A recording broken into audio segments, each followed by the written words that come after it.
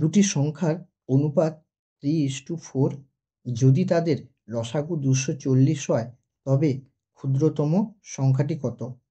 প্রশ্নটি SSC CGL পরীক্ষায় এসেছে, তাছাড়াও অন্যান্য পরীক্ষাগুলোতে এই ধরনের প্রশ্ন আসে।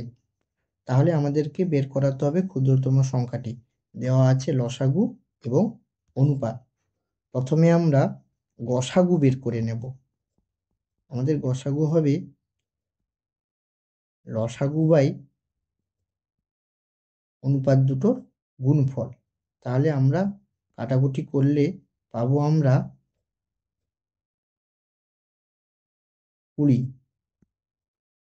এই 20 হবে আমাদের গসাগু এবং এই গসাগুর সঙ্গে এই অনুপাত দুটোর মধ্যে ছোট সংখ্যা কোনটা? 3। তাহলে এই 3টা আমরা এই গসাগুর সঙ্গে গুণ করে দিলে আমাদের হবে ক্ষুদ্রতম সংখ্যা।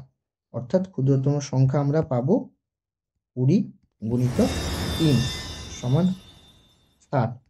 এটাই হবে আমাদের অ্যান্সার।